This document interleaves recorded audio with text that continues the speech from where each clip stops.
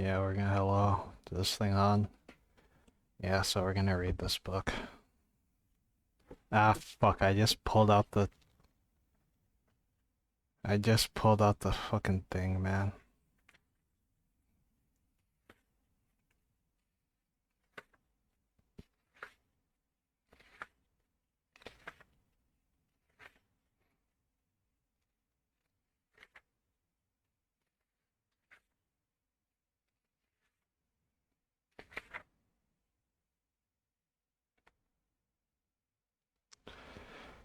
Okay.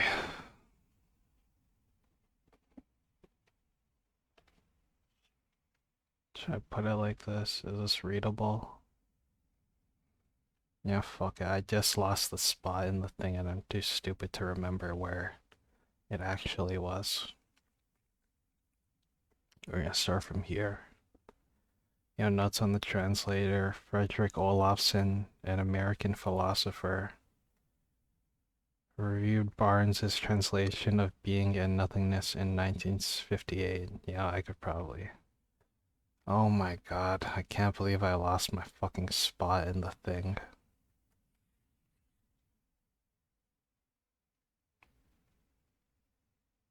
Should I just start over again? No, bro, that was like 30 pages. Ah,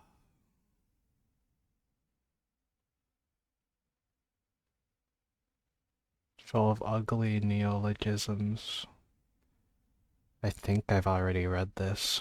Anyway, when readers of this translation encounter stylistic infelicities, repetitions, and ramblings, I hope they will bear all off sentences in mind. It is common for translators to dissociate themselves from the content of their translated text, but the despair I have sometimes felt has usually been in connection with Being and Nothingness's style. Okay, yeah, I have read this. I have read it.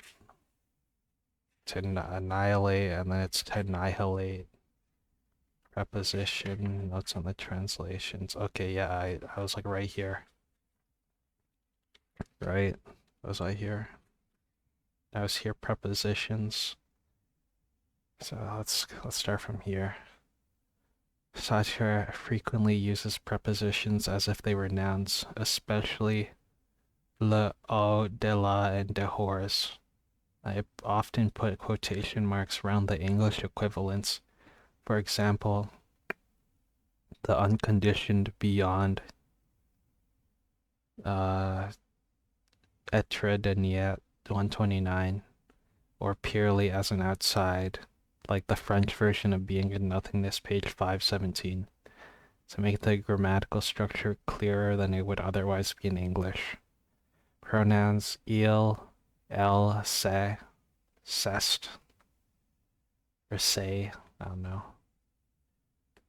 Several translation difficulties arise from the differences between the French and English pronoun systems. The following sets out my policy in relation to the main difficulties. Here, maybe if I go down like this. Man, I really don't want you guys to fucking see my pajamas. See, I'm wearing like a robe. It's really comfy.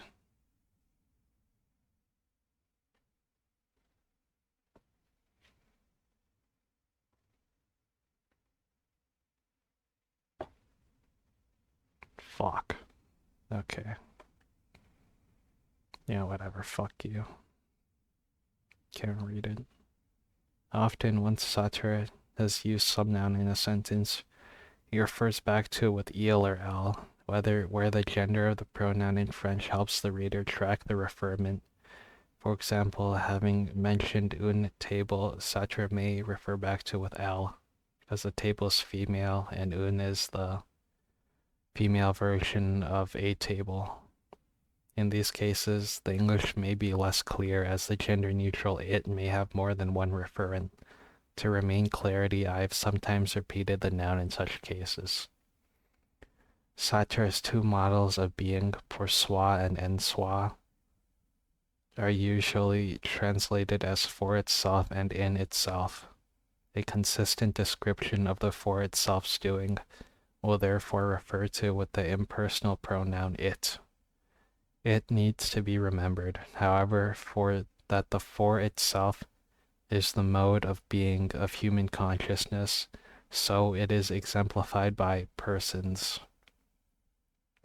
In consequence, there are some contexts where the decision to translate with the pronoun it rather than the personal pronouns he or she will cause strain, where the phrase pour soi is followed in close proximity by some characterization of an activity or attitude that clearly belongs to a person. I have therefore often switched, sometimes within the same sentence, from itself to himself. For example, at Shredeniat 450, I have, it may happen that the for itself, having experienced these various avatars in the course of its historicalization, decides in full knowledge of the futility of his previous attempts to pursue the other's death. Similarly, I have avoided the pronoun it for the other. At Etrodeniat 281, for example, I translate Satres Atru ne pas pour soi comme il m'apparaît as the other is not for himself as he appears to me. For greater clarity of reference, I also sometimes repeat the phrase for itself within a sentence or paragraph. Soi. Sartre sometimes uses this term example in the phrase pour soi, such that it corresponds to the reflexive pronoun itself in English. At other times, it is used as a noun to mean the self or ego. Sartre also uses le moi in the sentence. In some cases, I signal whether the French has moi or soi. Hold on. What the heck is that? Can you... Okay. Yeah, you can see that. Fucking whatever. Sorry. Sartre also uses noun soi to refer to the unattainable self-coincidence that haunts the for itself. Oh, sorry. Did I finish this? Okay, Sartre sometimes uses this term such that it corresponds to the reflexive pronoun itself in English. At other times, it is used as a noun to mean the self or ego. Sartre also uses le moi in this sense. In some cases, I signal whether the French has moi or soi by putting the French pronoun in square brackets in the text. Sartre also uses the noun soi to refer to the unattainable self-coincidence that haunts the for itself. Example at EN 126. Here I have translated it as the itself, sometimes putting itself within scare quotes to acknowledge the grammatical oddity. One advantage of itself is that it maintains the connection with for itself whose ideal it is. It also makes it clear Sartre is not concerned in these instances by the kinds of self possessed by persons, but with self-coincidence. For conscience to soi, see other words of worthy no. Holy fuck, I'm yawning so much, bro. Like, yeah, I play these games and I don't yawn like even one time, but suddenly I have to read like 2 pages and I'm yawning like non-stop and like tearing up. Like, it's actually making me so mad. And it's like I don't even like mean to do it either, but like is my body just doing it because I fucking hate learning so much? Like, what the hell is wrong with you? So embarrassing. It's so annoying. Okay, sorry.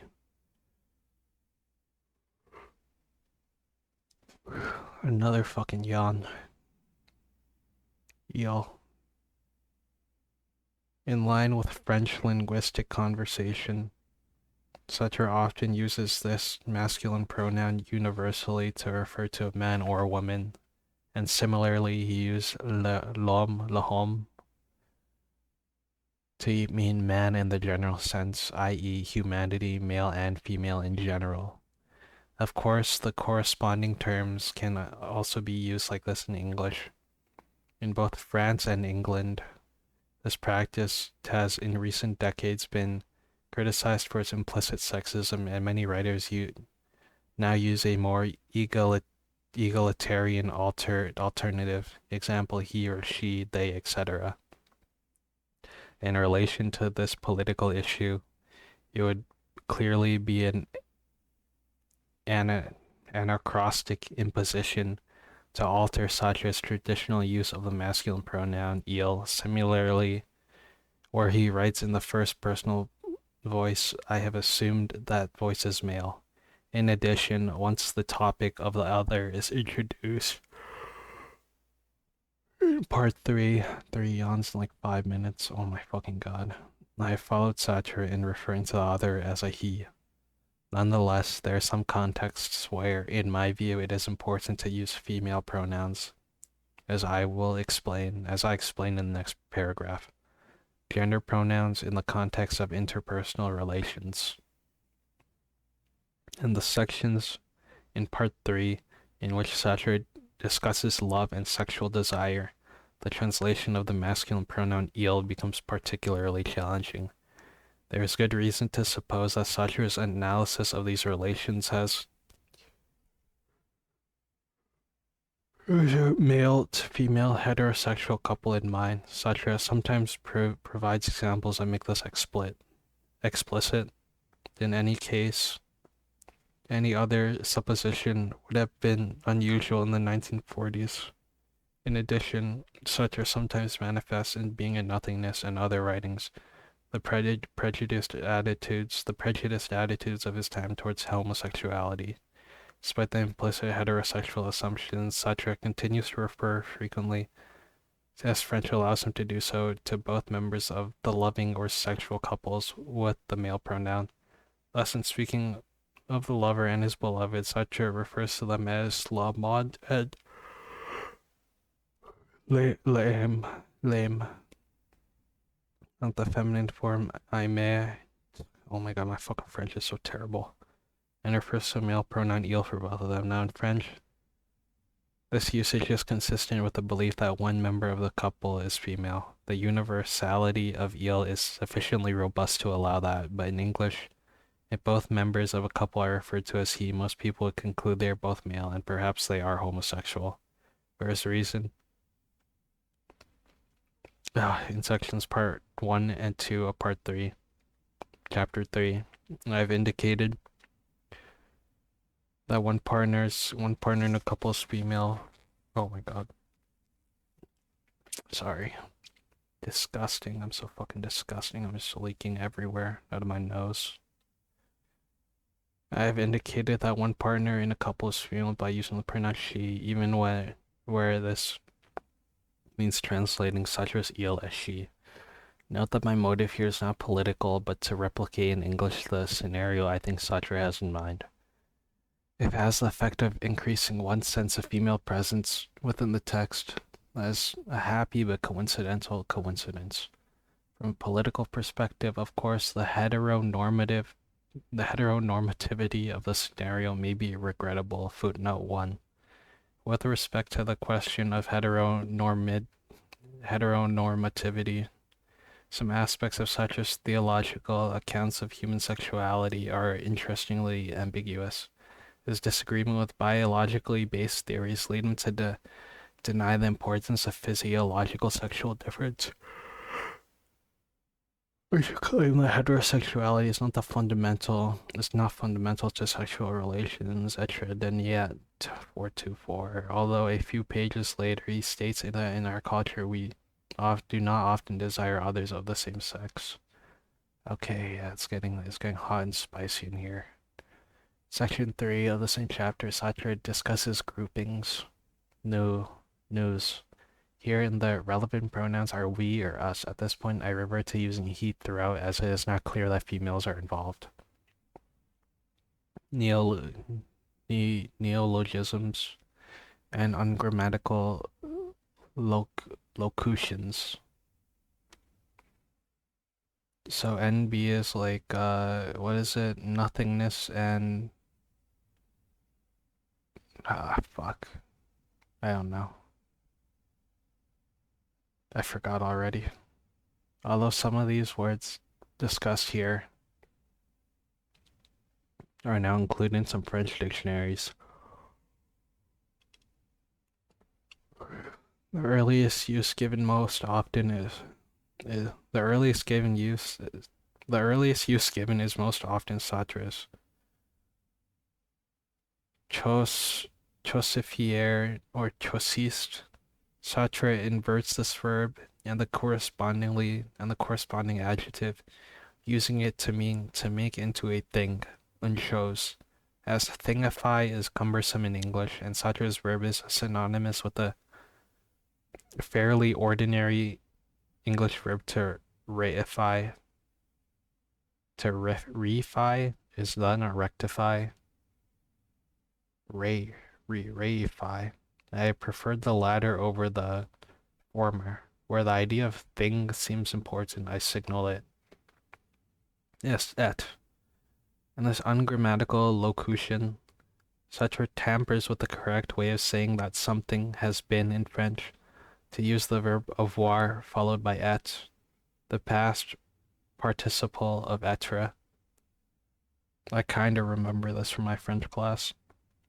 By replacing the main verb avoir with être. This generates a grammatically incorrect phase equivalent to the English is been. For example, in être de niat 57, Sartre writes le niat es et, using scare quotes to acknowledge the oddness of this phrase. Sartre also offers some reason for using it in the same paragraph. I cannot see any reason not to translate it literally, rendering the quoted phrase as nothingness has been. Negatite is a noun coined by Sartre to refer to a particular instance of nothingness within the world. I do not think it is necessary to leave in French as Barnes did, when a mere neologism negatity negatities can be used. Alright, that sounded pretty bad, but you know. Yeah, whatever. Objectite can be straightforwardly translated as objecthood. That did not sound good.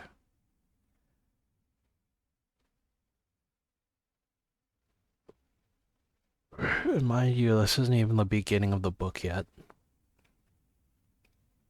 Vocabulary relating to the mind, psychology, motivation, experience, perception.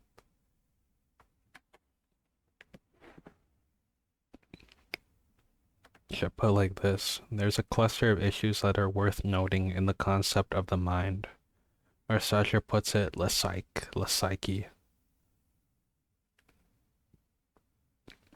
Derma's earliest philosophical writings. Oh my god, my nose is so fucking runny. It's disgusting.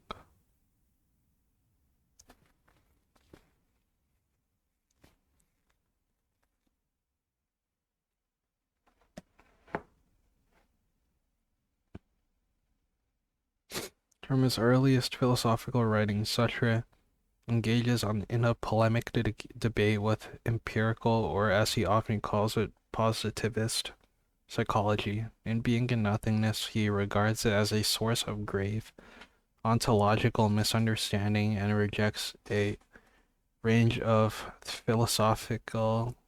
psychological commonplaces, including the existence of mental states, the passivity of the emotions, and the alleged difference between acts of passion and acts of reason. I fucking zoom in a little more. Fucking. I'm sorry. I get mad.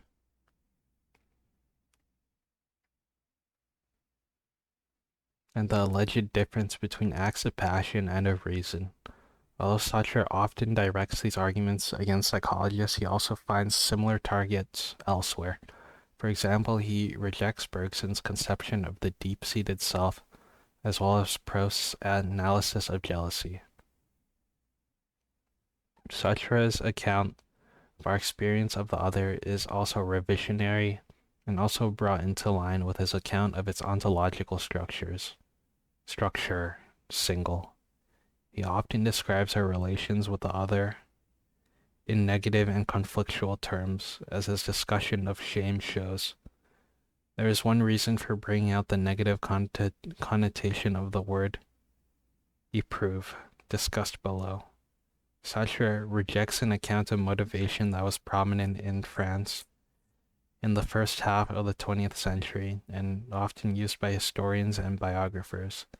The pair of terms, mobiles and motifs, see below for discussion of their translation, is central to this account. Sartre's attitude on the Gestalt theory of perception was more positive, and he relies on it at several points in Being and Nothingness. This theory was developed by the Czech psychologist Max Wertheimer from 1880 to 1943, so RIP, and others, and influenced many 20th century European thinkers. The German noun Gestalt translates as form accordingly. This is like a near replicant reference. Gestalt theory emphasizes the role of structure within the perceptual field as a determinant of perception. The organization of the perceptual field allows a specific figure to emerge against a ground. And the same field, differently organized, may yield a different perception. As these are the terms used in English translation of Gestalt theory, I use them to translate such as form and fond. In Anglophone philosophy, the duck rabbit, discussed by Wittgenstein, is one of the best known Gestalt examples. Sartre also borrows the adjective hodological from the psychologist Kurt Lewin, 1890 to 1947, who was also associated with the Gestalt school. The Greek hodos means path. Hodological space is therefore the space we inhabit, a lived space in which our pathways are more or less difficult according to our projects. And Goyce, hold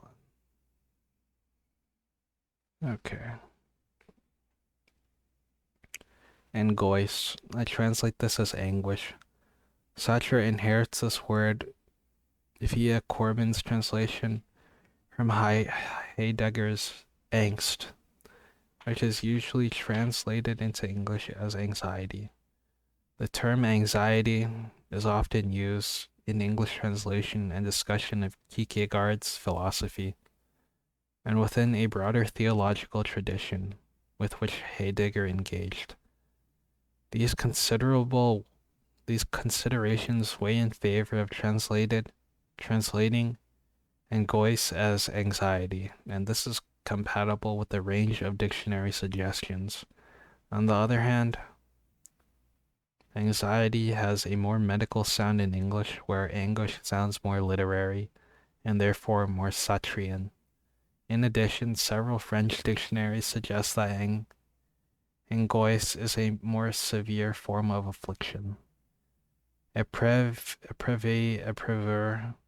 Sartre often uses the noun épreuveur to characterize my experience of the other. Example, être denier pour autrui, je suis épreuve de autrui. A choice has to be made between the many possible ways of translating this French term, which belongs to several semantic fields. It can mean trial as in a scientific trial or test, or an academic test, or the activity through which one tries out a horse or car. It can also refer to the kind of challenge one might set someone, example Hercules, to test their strength or courage. It can also mean ordeal or hardship. At its most neutral, it might simply be translated as experience, because Sartre frequently emphasizes the asymmetrical and threatening aspects of our relation with the other. I frequently translate épreuve into verbs that hint at these aspects. Example, I undergo the other. Where a noun seems unavoidable, I sometimes use it, ordeal. Where Sartre uses épreuve with a more neutral sense, I translate it as to experience.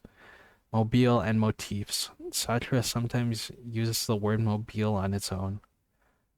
Here it is unproblematically translated as motive. Elsewhere, In the course of more extended discussions of motivation, Sartre uses the pair of terms mobiles and motifs, invoking a terminology that was familiar in French academic discourse in the 20th century.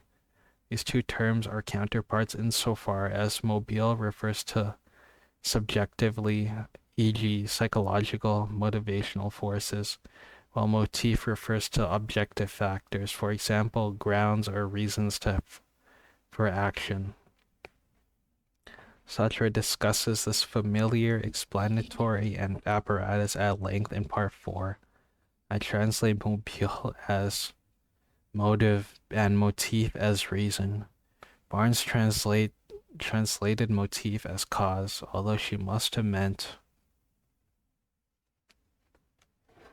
cause in the sense of ground, as in cause for complaint.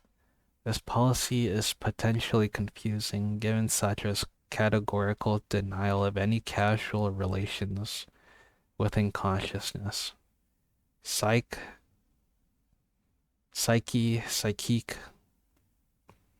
Sartre used the term psyche to refer to the objects studied by psychologists and presented to first-person reflection. Nothingness 198, i.e. the mind. This can usually be easily translated as the English equivalent psyche. The corresponding adjective psychic is also available in English, but it is not ordinarily used in the way in which Sartre typically uses psychique, i.e. to mean psychological or mental. If I were to use the word psychic in these contexts, the English would seem outlandish, and it might be difficult to keep the idea of the paranormal, example telepathy phenomena, at bay. In most instances, though, I translate psychique as psychological. Just a false sleeper. Just yawning and yapping, bro. Religious vocabulary. Given such as atheism, the abundant use of religious vocabulary in Being and Nothingness may surprise some readers. However, for Sartre, the concept of God is philosophically necessary, even if he does not exist, for a helpful discussion of the relationship between theology and Sartre's philosophy. See Kirkpatrick, 2017. Apart from In Causa Sui, discussed immediately below, the religious vocabulary does not cause difficulties in translation. The main purpose of this note is to draw to the reader's attention in case there is some more room for doubt about whether a religious allusion is intended than in others. Example of terms that probably import a religious allusion includes incarnation, deliverance, salvation, emanation, grace, and passion. Ens causa sui. Sartre frequently uses this phrase, both in its original Latin and translated into French as cause de soi. The reference, of course, is to God or the Supreme Being, i.e. a being whose existence does not depend causally or in any other way on any other being. I've translated it as the being that is its own cause, or occasionally the self-caused. Vocabulary from the 3 H's. General note: when Sartre uses a term in the German, sometimes without any translation, I usually explain in a footnote on the same page. The following notes explain how the French terms that Sartre takes from translation of these German philosophers correlate with those used by English translators and scholars. In many cases, I also provide the original German term and a brief explanation of the meaning. Hegel vocabulary. Hegel is another famous philosopher.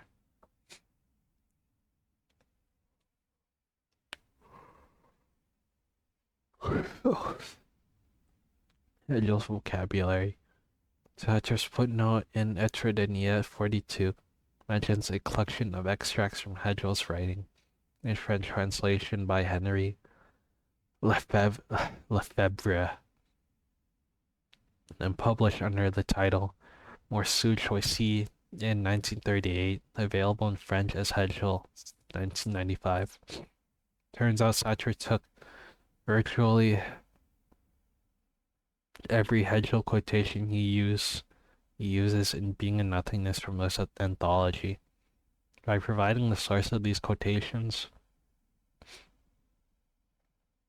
Sartre follows Lefebvre in distinguishing, as is also customary in English, between Husserl's lesser petit logic and greater grand logic. These are nicknames for Hegel's encyclopedia,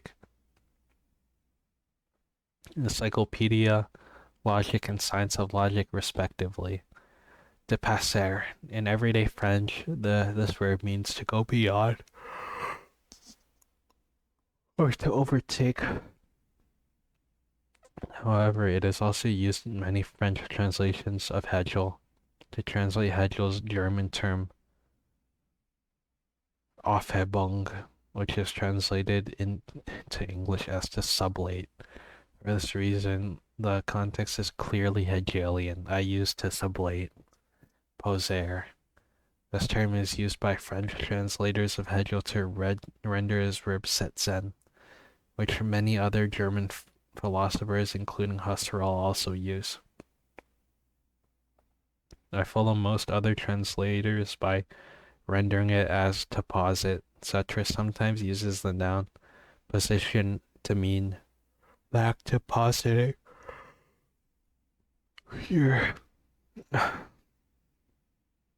I translate it as positing. Unlike posit in English, poser is also used in ordinary French, where it can mean to put down or to pose. Example, a question. So to pose a question. In these nonthetical contexts, I have used everyday English vocabulary. Saison and sisi parite. The word saison also exists in English, although it is not commonly used. It means split or division. French translators of Hegel use saison frequently to translate the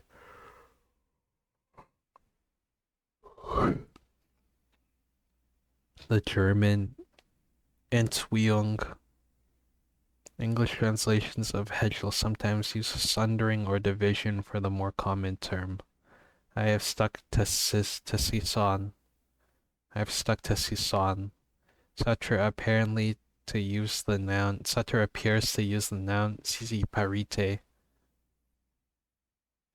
or sisi parite interchangeably as with saison. As sisi parity also exists in English. I've used it mirroring Sartre's oscillation between the two terms. Am I ever gonna make it to the start of the book?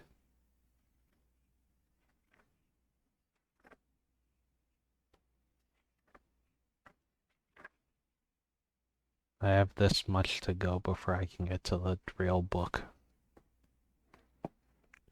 And like, yeah, maybe I should skip this part, but like, I think it's important, and also I paid for the whole book, so I'm gonna read the whole book. Husserl vocabulary. As I mentioned in my introduction, Sartre discovered Husserl's work in 1930s. He has read several of Husserl's texts in their original German before he wrote Being and Nothingness, as well as Emmanuel Levinas's early book on Husserl, translated into English as Levinas 1995. Readers should note that the correct interpretation of many of Husserl's concepts is contested, and there are questions about the consistency across texts. The notes below provide no more than a rough idea. Husserl's key methodological concept is the phenomenological reduction. Sartre also sometimes refers to it with a Greek term. I don't even want to fucking try to pronounce that. Epsilon pi omega x mu. Translation. Sartre also sometimes refers to a translated, transliterated epoche, which Husserl also used. The basic idea is that by affecting the phenomenological reduction, the philosophizing subject suspends or parenthesizes the natural attitude of everyday life and reflects from the first personal point of view on the way the world appears, i.e., in phenomena to consciousness. All presuppositions concerning the existence or non-existence, the existence and non-existence of you and me, the no existence of you and me mentioned. Anyway, I was gonna play that game. No, I wasn't, but I knew of its existence, of its no existence of you and me. Get it? Sorry. Of the things that appear are bracketed in this reflexive exercise, which is supposed to display presuppositionless knowledge. Presenter. Husserl uses this verb for intentional objects that would mediately, i.e., indirectly, given to the subject. A central example would be other people's consciousness, which for Husserl is appresented in their bodies. I follow Husserl's English translators in rendering this verb as to appresent in personae. Sartre sometimes uses this phrase, or presence on personae, in scare quotes, perhaps to indicate its Husserlian origins. Husserl uses it to describe the direct way objects are given when they are actually there, as for example in ordinary sensory perception. The spatial physical thing which we see is, with all its transcendence, still something perceived, given in person to the manner peculiar to consciousness. Husserl, 1983, page 43. Or is that a simoleon? He has 43 simoleons. Get it, bro? Because, The Sims, it looks like The Sims money. I translate it as in person. Heil. Husserl borrows this term from the Greek word heil for matter. In Husserl's phenomenology, the heil is a mental act, is its sensory matter. The heil in a mental act is its sensory matter, the brute given. Like, I don't even know what I'm reading anymore. Intentionnaire. French translators use this verb to render Husserl's verb menen, which is usually translated into English as to intend, in the sense where this means the relation of consciousness to its intentional object. Sartre may have come across this verb in Levinas's writing on Husserl. I translate it as to intend. Irreal. In ordinary use, this French word can simply mean unreal, but it is also used in philosophical contexts to translate Husserl's German adjective irreal. For this reason, if the context suggests that Sartre is using technical phenomenological vocabulary, I follow English translations of Husserl by using irreal for irreal, even though, of course, that is not an ordinary English word. In Husserl's phenomenology, the term irreal is used to describe facts or objects. Example, essences that do not have spatial or temporal locations, as well as imagined objects. Nécessité de fait. Sartre uses this phrase frequently and tells us at Etredenia 21 that he borrows it from Husserl, who uses it to characterize consciousness. Husserl's point is that although consciousness does not have any necessary existence, once it does exist, the non-being of its moments is inconceivable. Husserl scholars variously translate this phrase into English as necessity of a fact, factual necessity, and de facto necessity. I use factual necessity. Noem, noes. In translation of Husserl, these French terms correspond to noema and noesis in English. Husserl borrows the words from ancient Greece, where noema means thought, perception, or idea. The noema is roughly the content of a mental act, i.e., the way its referent is presented. The noesis is the correlative subjective process. For example, the thinking of the thought or the perceiving of the perception. Objectivant, objectiver. The French adjective corresponds to Husserl's term object rend. In Husserl, it describes a basic feature of all mental acts, i.e., they're having an object. English translations of Husserl render it as either objectivating or objectifying. I use the latter and I translate objectiver as to objectify throughout. Pacifier. Some dictionaries suggest that Sartre may have made this verb up. In any case, he uses it to mean to make / render past. And while I have not been able to match it with Husserlian terminology, I would guess that he borrows the concept from Husserl.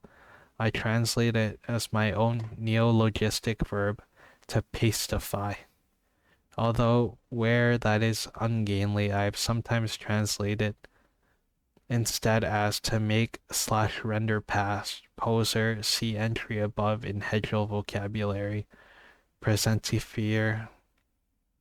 French translations use this verb to translate Husserl's Vegegen Wortigen. Like, that's not a real word, bro. I have followed most English translator in using the neologistic verb to presentify. Husserl uses this term to describe a way in which objects may be somehow made present to consciousness even though they are... Oh, sorry. You want me... Yeah, sorry. I fucking messed it up. Even though they are something not perceptually given. For example, presentifies an object insofar as its presence is not thought to be actual, but at some future date. Recollection does the same thing, but represents the object as having been in the past. Oh my god.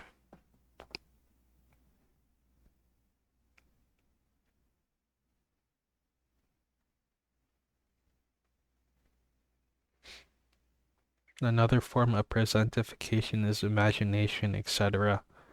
Protension.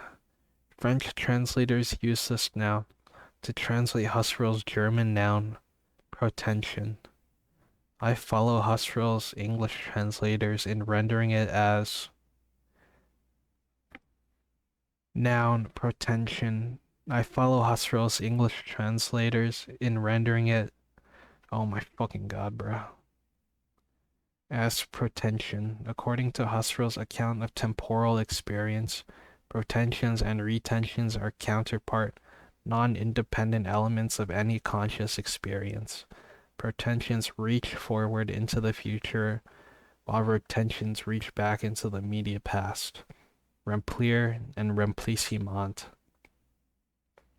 These terms correspond to Husserl's German Erfallen and Erfüllung. The usual English translations are to fulfill and fulfillment. For Husserl, an act is fulfilled when evidence shows it to be the subject it took shape as. There's a camera all messed up.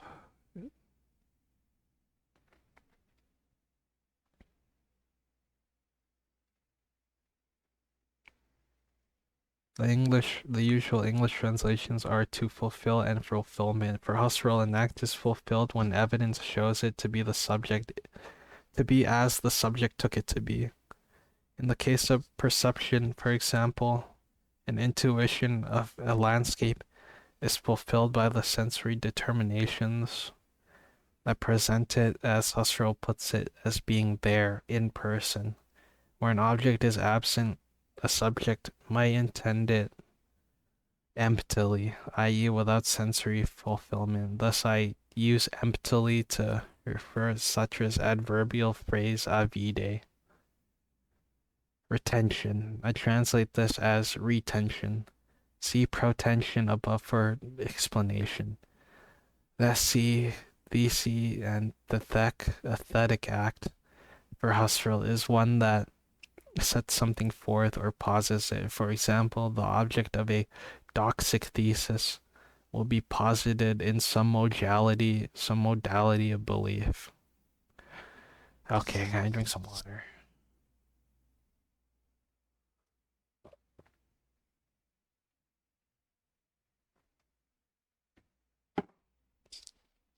Okay. Heidegger vocabulary. The reader should bear in mind that, as discussed earlier, Sartre's access to Heidegger is often mediated by Henry Corbin's French translation, Heidegger 1938, as well as by French commentaries such as Alphonse de Weylen's La Philosophie de Martin Heidegger, de Weylen's 1942, where Sartre found the passage from Heidegger that he quotes in a footnote to EN 413 de Passé. This this verb is used in French translations of Heidegger as well as in translations of Hegel, although confusingly it does not usually render the same original German verbs. In Heidegger's case, depasser sometimes translates the German verb. I just said German verb. I said virgin gerb. For German verb übersteigen, which is a good match, as both of these verbs can simply mean to go beyond in ordinary language. English translations of Heidegger are often used to surpass in these contexts. Apart from Heideggerian contexts, Sartre frequently uses the verb dépasser in Being and Nothingness on his own account to characterize the relation of the for itself to the objects in the world that it goes beyond in the pursuit of its ends. Example, être deniet. Lorsque je dépasse mes objects vers un but. But. Here I use the verb to surpass, which avoids cumbersome preposition and also harmonizes with the precedent set by Heidegger, which influences Sartre's use. Ekstase. Sartre borrows this term ekstase in German from Heidegger. Heidegger intends to exploit the Greek root meaning of the word, which is generally used to mean displacement or removal, i.e. standing outside. The hyphen in Sartre's French also emphasizes this etymology. In using ecstasis and ecstasies plural, I follow the English translation of Heidegger 1980 and therefore drop the hyphen. Answer sui. This expression is often used in French to mean suspended. Example, in the judicial context of a suspended sentence, pending or outstanding. Example, with reference to unpaid bills. It is highly probable that Sartre took it from Corbin's translations of Heidegger, where en sursis is used to translate the German noun Aufstand, something outstanding, as in the financial sense just cited. The basic idea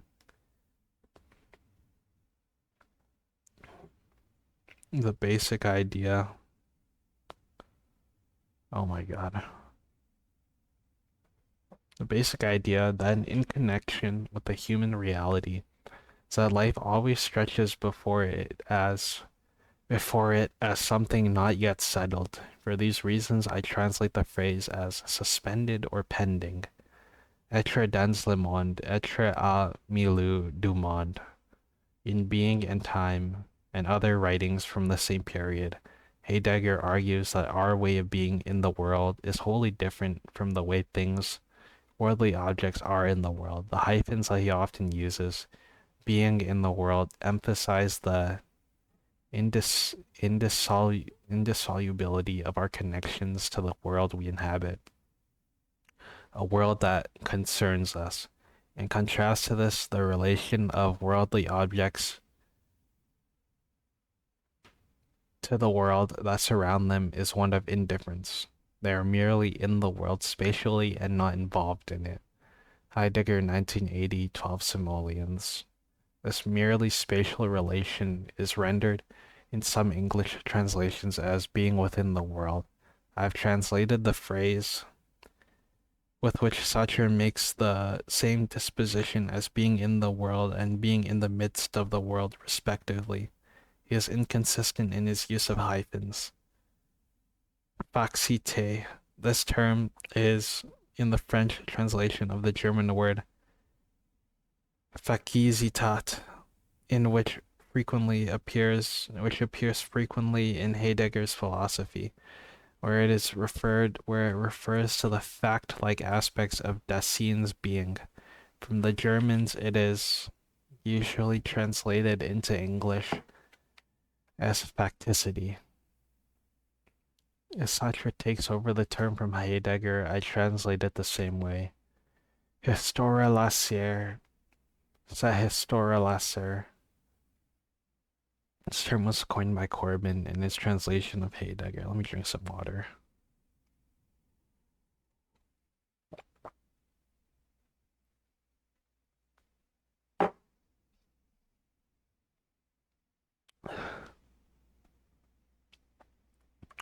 This word was coined by Corbin in his translations of Heidegger, in which presumably Sartre's source. French dictionaries do not give earlier usages. It refers to Dassin's basic constructive capacity to be historical.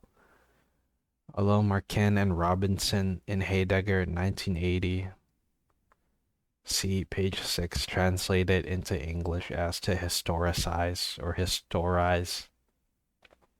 I think it is better to map Sartre's term more closely, and I translate it as therefore to historialize, etc. Sartre does not use it consistently, sometimes using historiciser, which I render to historicize instead. Following Sartre, other French thinkers, example Paul Ricoeur, have used this verb. Il y a and grammatical variants. Sartre sometimes uses this ordinary French phrase, which means there is or there are, with the intention of alluding to Heidegger's use of the rough synonymous German phrase as gibt.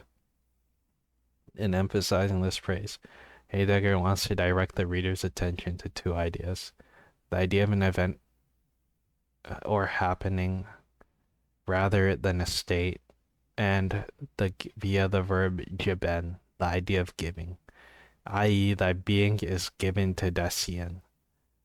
At its first appearance and on occasional later ones where I think signaling is helpful.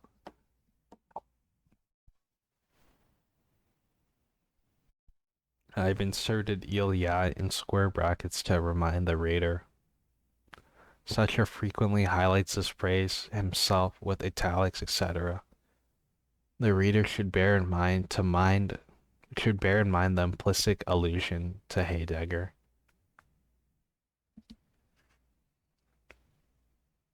Epicete. This is blurry. Hey, what's your problem, bro? Oh shit, I almost did a face reveal. I don't want that. Ipsite. Sartre would have found this term in Corbin's translations of Heidegger, where it translates Heidegger's substantiate, which is usually translated into English as selfhood.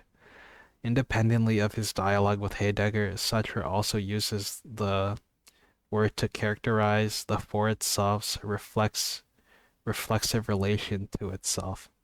The French ipsite builds on the Latin word ipsi itself and is rare in French usage, as the Latinate term can be easily angelicized as ipsity. I think this is how it should be translated. On lawn.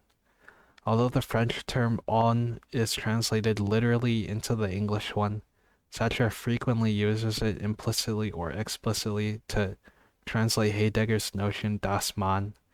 This expression, which is also used in everyday German, is usually translated into English as the, they. The reader needs to keep in mind that here, as in Heidegger's usage, the sense of they at play is a vague, anonymous idea as in they say that the weather will improve. Possibiliser. Sartre would have found this verb in Corbin's translation of Heidegger. Corbin uses it to translate Heidegger's German verb ermöglichen, which means to make possible. As possibiliser is rare in French, and as Heidegger often italicizes the verb in German in order to emphasize its structure, I've used the neologism to possibilize in English. Sartre sometimes contrasts it with probabiliser, which I translate as to probabilize. Possibilite, possible. Sartre seems to use the substantive le possible, the possible, interchangeably with la possibilité, possibility. As the possible sounds terrible in English, and I cannot discern any difference in meaning between the two terms as Sartre uses them, I considered the option of collapsing them into a single English noun, possibility. However, Sartre may have thought he was working with a real distinction, originating perhaps in Heidegger and or Leibniz, both of whom are important background figures to discussions of probability, of possibility in the text.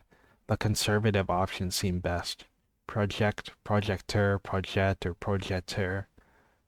I translate these respectively as project noun to project verb, project neologistic noun, and to project neologistic verb. Sartre takes the hyphenated usage from Corbin, who seeks in turn to do justice to Heidegger's exploitation of the semantic resources of the German verb entwerfen, to design, sketch, and the noun der Entwurf, sketch, blueprint, etc. Heidegger often connects these words with the similar sounding verb werfen, to throw, and its cognates. Example, geworfen.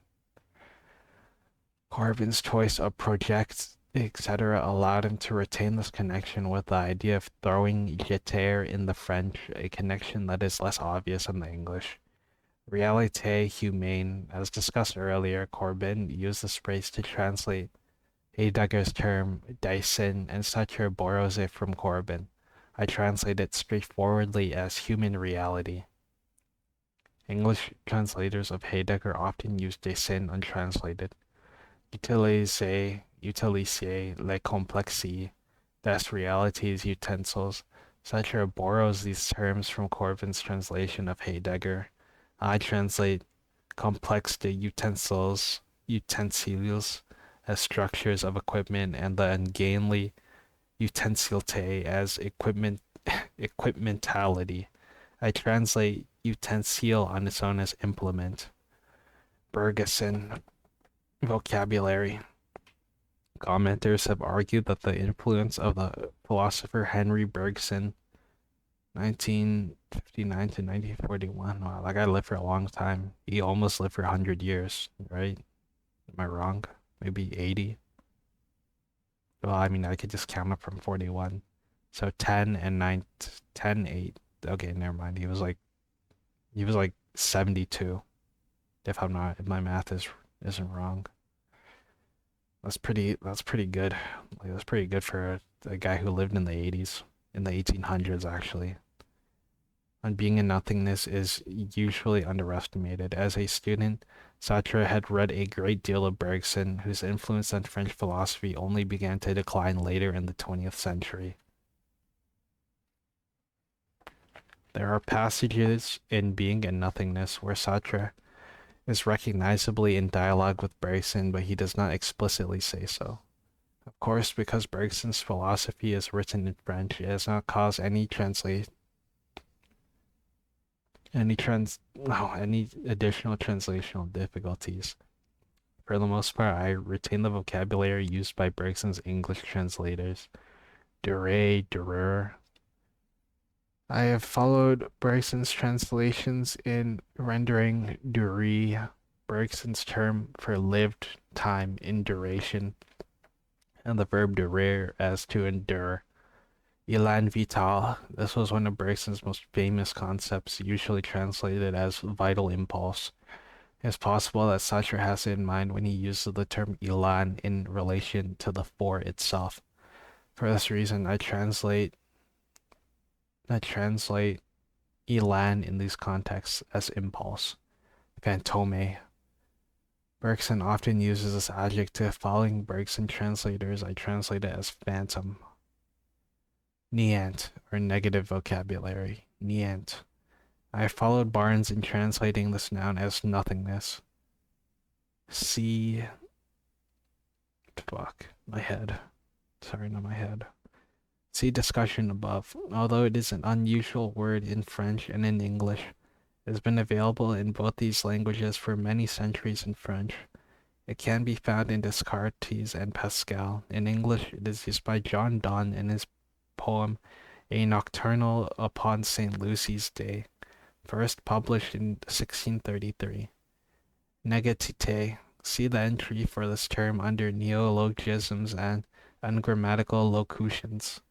Near, oh my god, near automata reference, near replicant reference. This French verb corresponds to two different English verbs, to deny and to negate.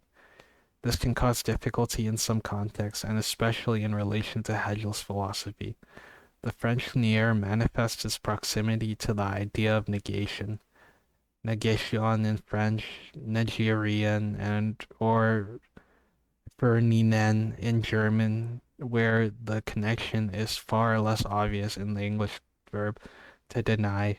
The use of to negate throughout, however, results in clumsy English sentences. For example, Pournier de Sapier, qu'il soit là, qu'il soit là. No, that doesn't sound right. Qu'il soit là, or lay. Eternity 61 will translate as to negate in relation to this Pierre, his being there, which leads us far from ordinary English. For this stylistic reason, I sometimes translate near as deny. The reader should bear in mind that deny and negate have a common ancestor in the Latin verb negare, or nigare, or nigere. Words and metaphors for movement. Let me take another drink. Oh my god, reading really makes you thirsty.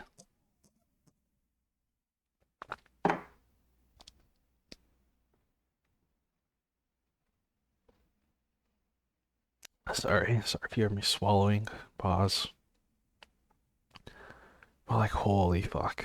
I've been reading for like an hour and I'm not even close to being done. Reading out loud, obviously. Reading to yourself probably doesn't take any thirst power. Words and metaphors for movement. Sartre repeatedly emphasizes the dynamic nature of the for itself by characterizing it with various movement verbs. He often draws, metaphorically or quasi-metaphorically, on dynamic vocabulary, whose literal use is to describe natural processes or events. Many of these verbs also convey the idea of upward movement. These verbs do not always translate easily into ordinary English, especially when Sartre uses the substantive form.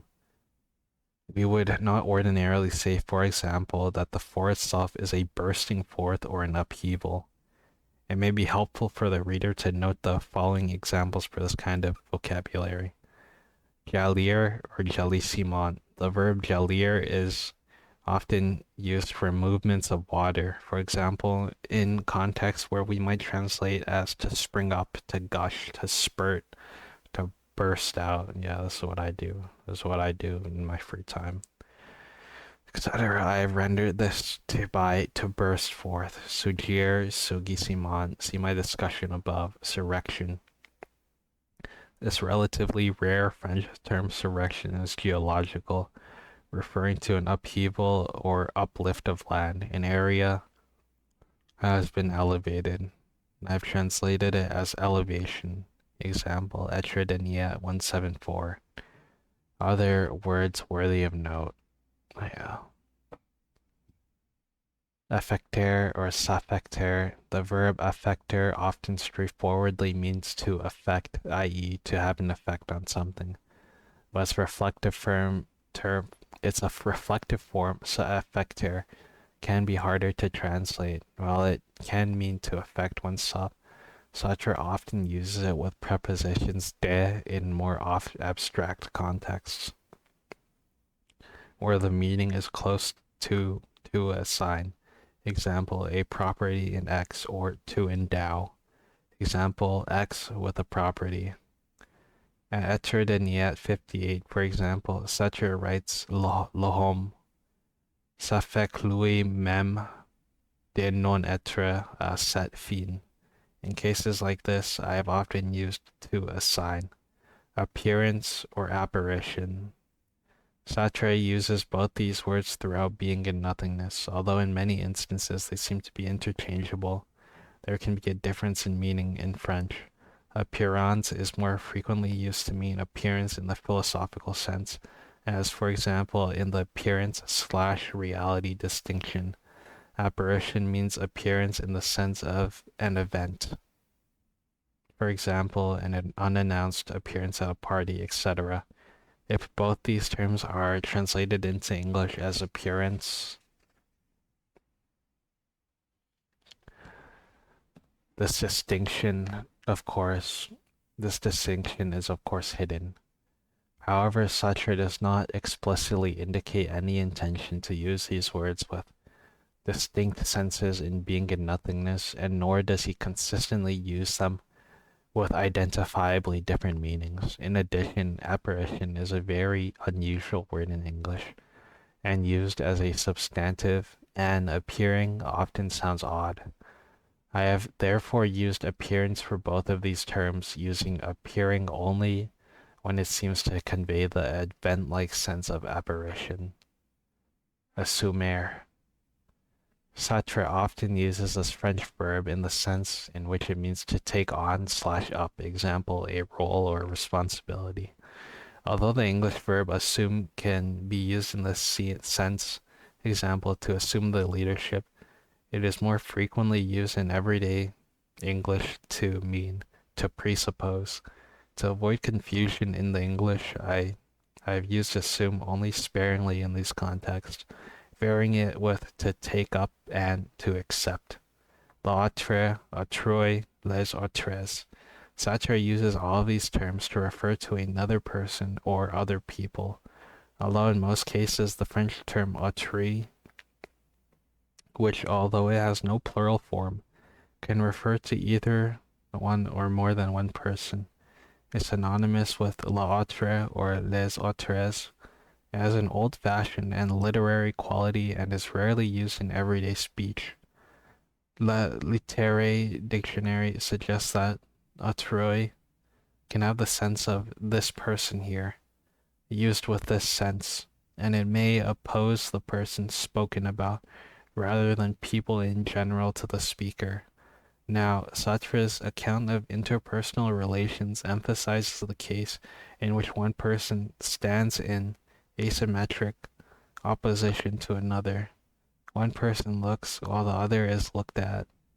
For this reason, I translate autrui as the other, i.e., in the singular, capitalizing it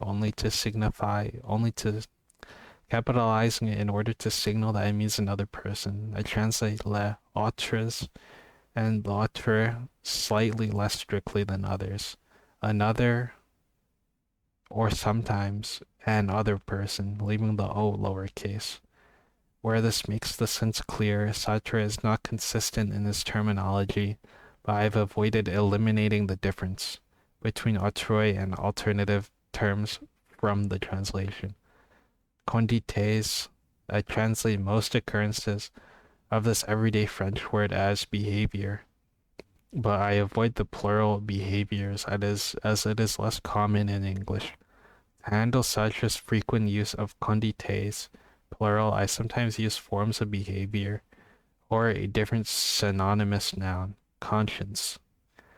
This noun is used in French to mean both consciousness and conscience, example moral conscience. In the first sense, the term appears throughout Being and Nothingness in various different contexts. Number one, Sartre uses conscience to refer to conscious quite generally as a mode of being, and two, as in English, the same term can be used to apply to some particular consciousness as in my or his consciousness. Neither one or two causes difficulty in translation. In addition, conscience can also be used in French but not in English to refer to particular conscious events, as for example in EN 311. La notion même de conscience ne fait que renvoyer à mes consciences possible, where the latter half of this phrase means to my possible acts of consciousness. Here I have sometimes inserted acts of into the translation to make the meaning clearer. Sartre sometimes uses the plural form, i.e. consciences, to refer, for example, to the coexisting consciousness of two or more people.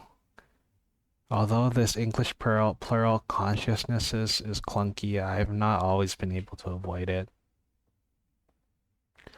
The reader should note that the French phrase avoir la conscience de translates to as to be conscious of. The translation will therefore replace French avoir to have with to be. I do not think this causes difficulty, but as both verbs are charged with philosophical import in Being and Nothingness, it is worth pointing out. Conscience de soi. Sartre uses this phrase to describe the basic reflexivity of human consciousness.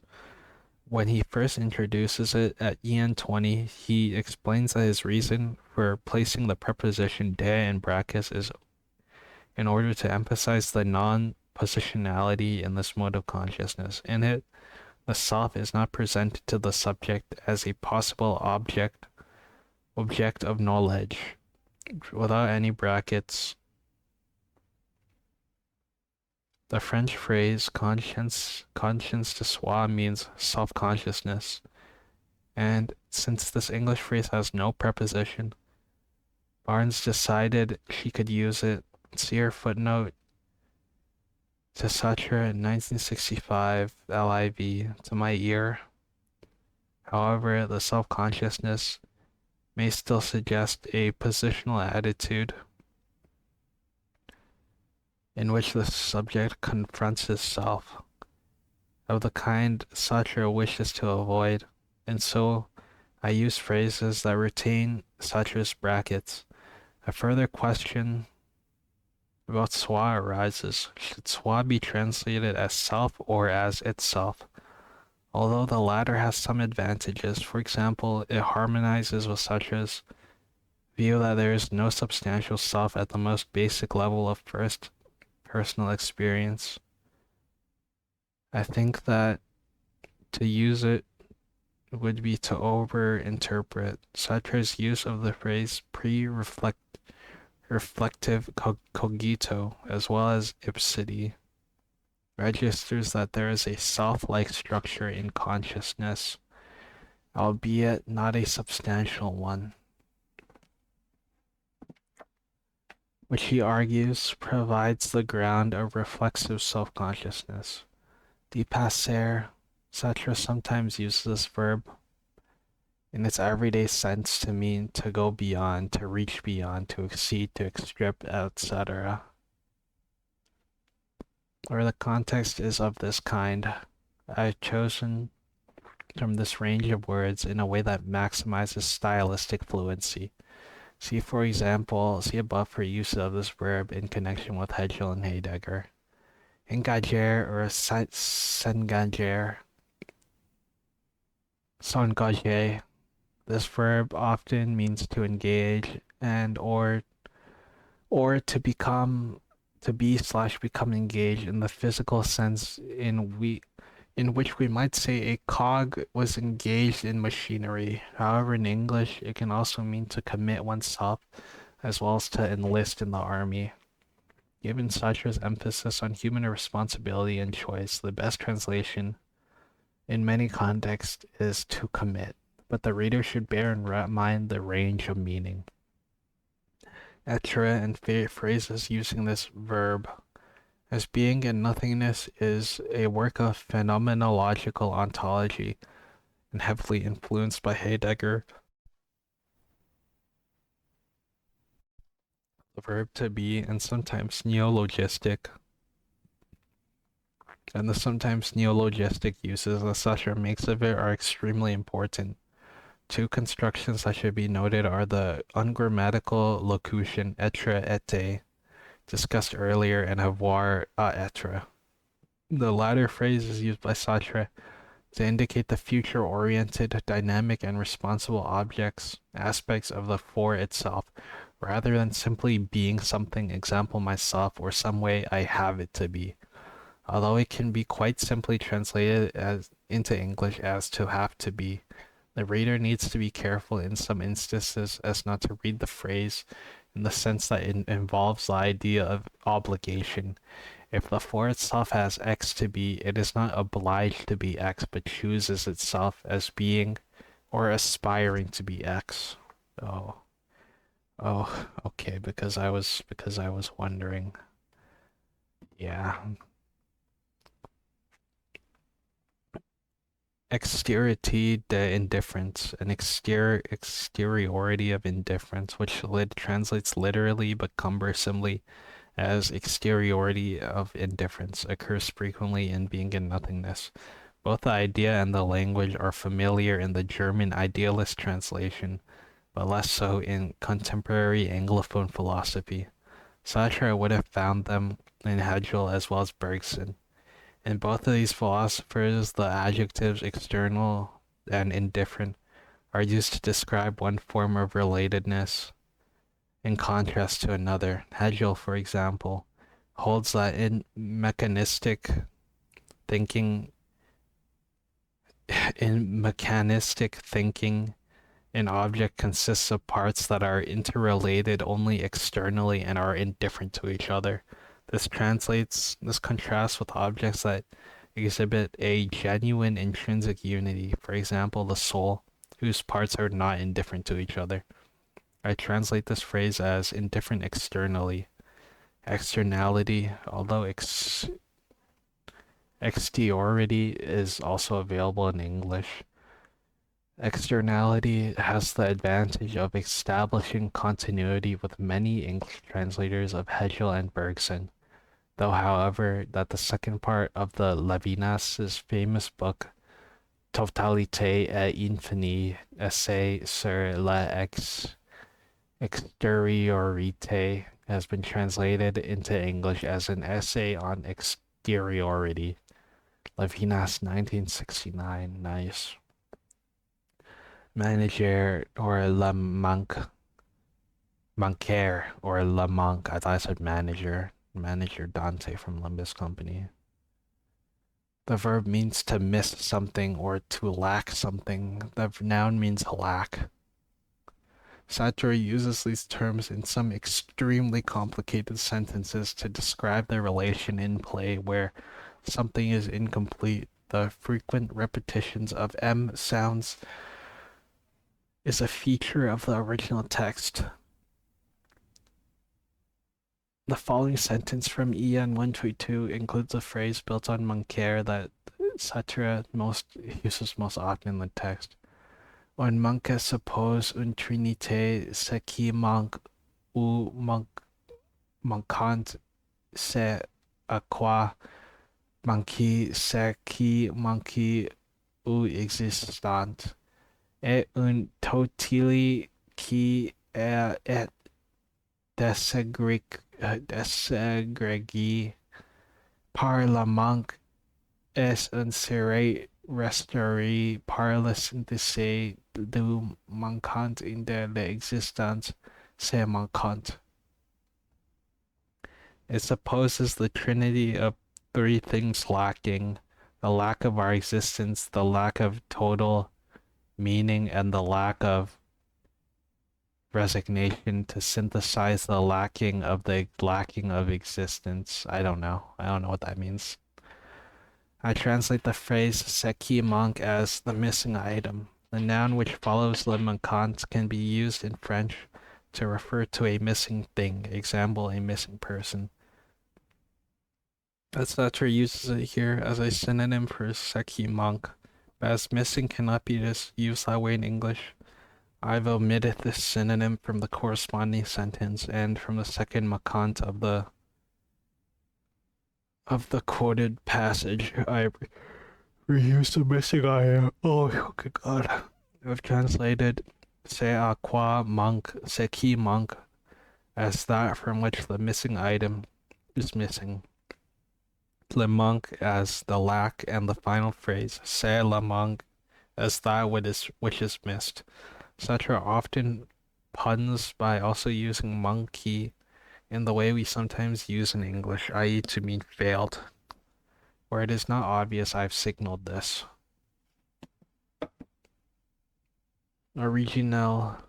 Sartre uses this adjective frequently to mean original, in the sense of pertaining to the origin as in original sin, because original in English is also often used to mean inventive or new. I've considered using originary instead, but this would undercut associations of original that one might want to keep. For example, Sartre's original choice has often been compared to a similar idea in Kant's philosophy. In the end, I decided to stick to original for most instances, but the reader should also bear Sartre's intended sense in mind. Positivité, or positive, although it is rare in English philosophy to find positivity to be used as a noun. Okay, how many pages do I have left, please? This many pages. Oh my holy PogChamp. I can finally make it to the beginning of the book after 4 hours. Find positivity used as a noun. The French term is well established. Sartre would have been familiar with it from the writings of Auguste Comte, 1798 to 1857, who coined the term positivism. For Comte, the sciences could be ranked in a hierarchy according to their degree of positivity, or the extent to which the phenomena they studied could be demonstrated or measured. Sartre often uses positivity or in opposition to negativity to refer to something unquestionably real, capable of being affirmed. Because of this semi-technical context, I've translated the term as positivity. I also use the related adjectives positive in the sentence. Réaliser, se réaliser, or irrealistible. Sartre uses the verb quite often with the sense of to make real. Although the English verb to realize can be used with that sense, using it to translate réaliser will sometimes produce English sentences that are easily misconstrued as meaning to realize. In the more common cognitive sense, i.e. to become aware of something, my policy has been to use to actualize most of the time. where the intended sense is to make real. However, Sartre also uses the noun irreleasable to refer to something that cannot be made real. Here I translate irreleasable as unrealizable, and if Sartre uses this verb realiser in the same context, I either translate the verb in that context as to realize or insert to realize in square brackets. The reminder of the reader to remind the reader of this connection is connection to the unrealizable. In addition, at EN 216, Sartre comments on the double meaning, ontological and gnostic, of the French verb réaliser. Obviously, the verb needs to be translated here as to realize. Reflect, reflections, reflexion, reflecti. This cluster of terms, already philosophically complicated in the text, presents additional difficulties in translating because the English fails to distinguish by means of different spellings between the types of reflection that Sartre is able to keep distinct by using two different French verbs, réfléchir and réflecteur. It will help if the reader keeps in mind Sartre's view that there is one basic form of reflection that is a permanent and necessary structure of consciousness. For this, Sartre uses the verb réflecter, which means to reflect in the sense of to cast back an image / light, i.e. in the sense of which a mirror reflects. In this context, Sartre often uses the hyphenated phrase reflect / reflectant to describe the back and forth play of reflections within consciousness. I translate this phrase as reflection reflecting. Sartre uses the different verb réfléchir to refer to a different type or second level of reflection, a cognitive act in which consciousness takes itself as an object. According to Sartre, this kind of reflection is liable to distort what it reflects on. This is complicit reflection, which Sartre contrasts with pure reflection. Because of the close connection in meaning, cognitive reflection can be seen to be a kind of mirroring of our minds. I do not think the answer would be to use two different verbs in English. In most cases, the context makes it clear which type of reflection Sartre is talking about.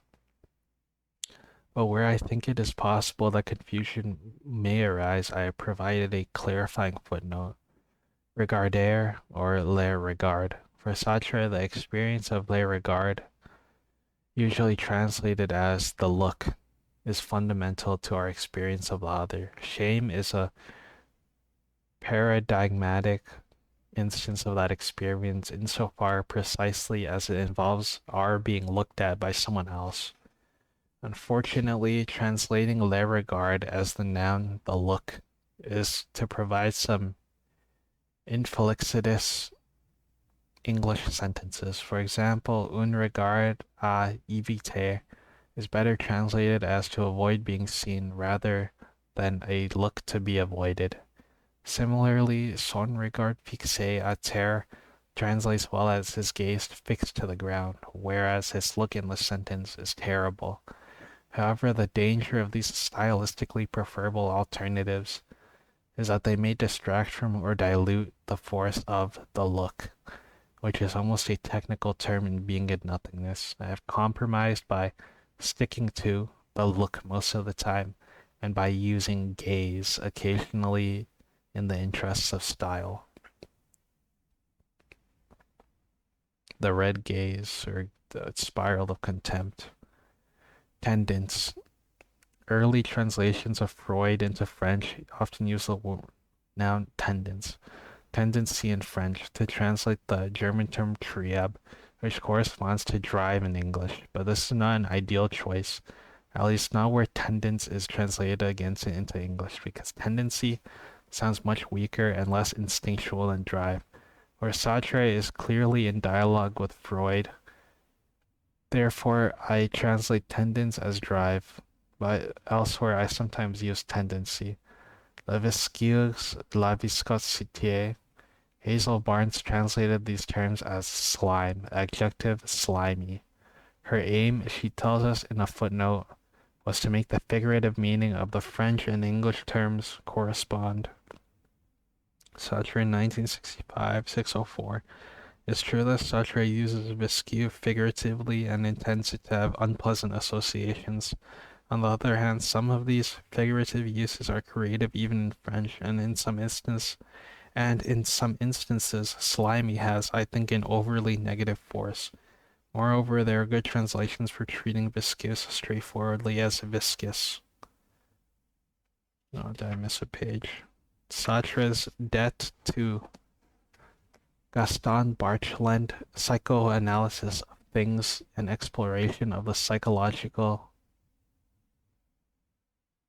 meaning of natural elements is explicit, and this precedent is important. Both Bachelard and Sartre are concerned with the psychological significance of forms of materiality. The word viscous, with its scientific or chemical register, is, I think, best suited for this. And then here's all the books that were referenced.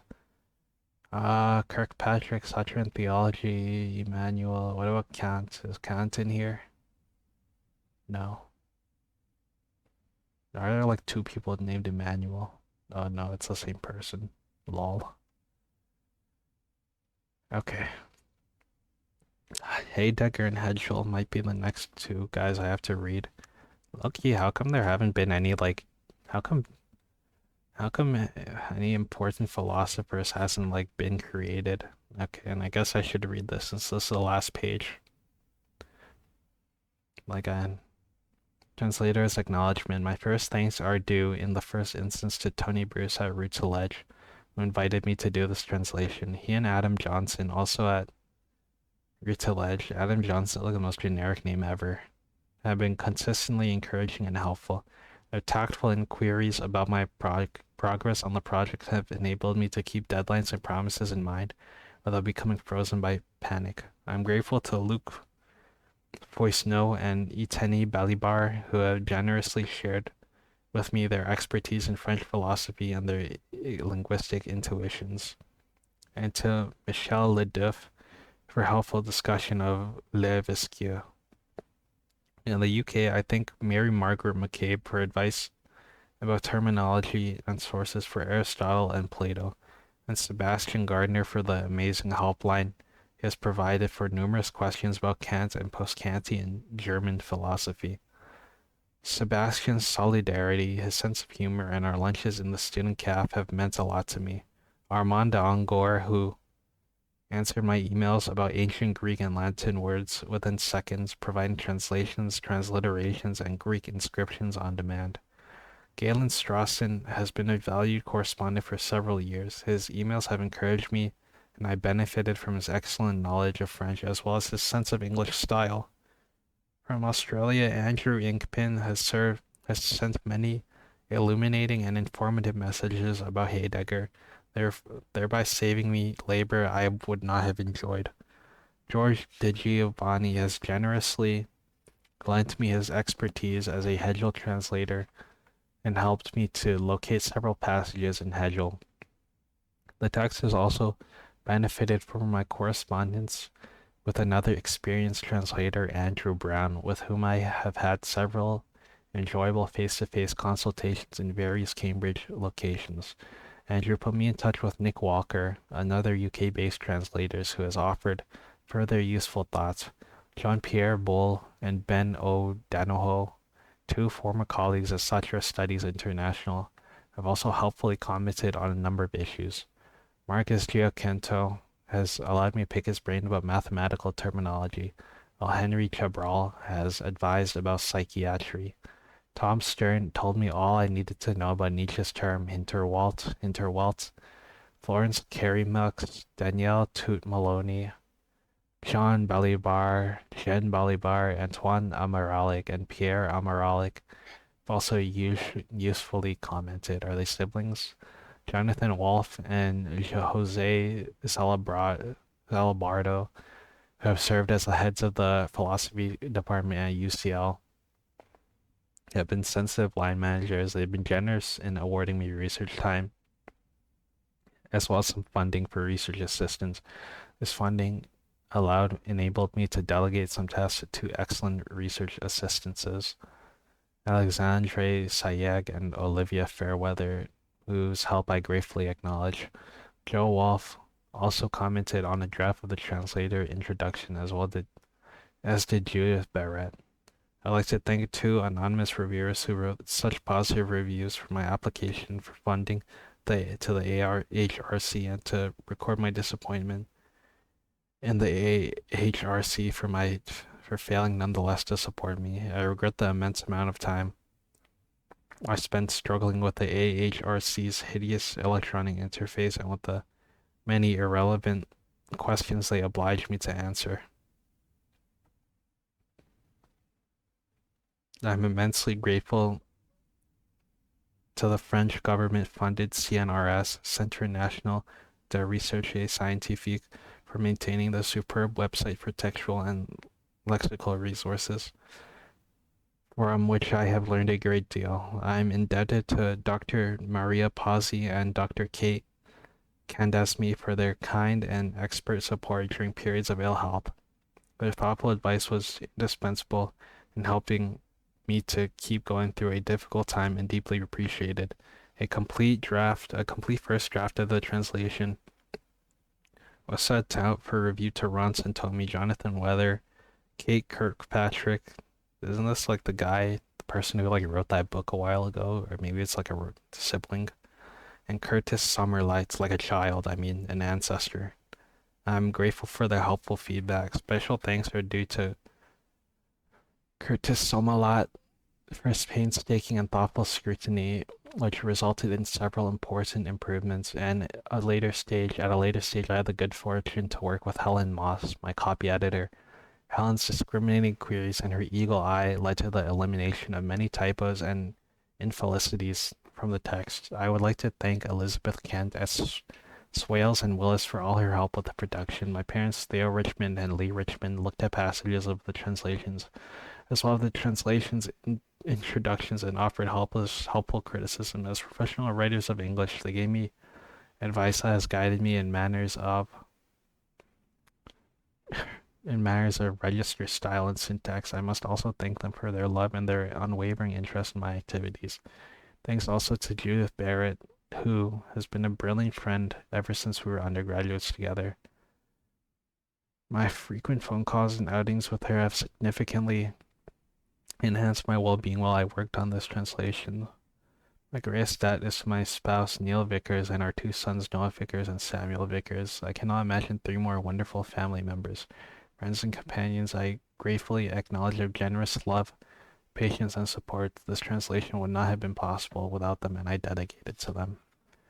How sweet. And in the next part, I'm just gonna cap this off so that's like I have a clean ending to the tutorial thing. So, thanks for watching. Like and subscribe, and for the next part we'll actually get to reading the book.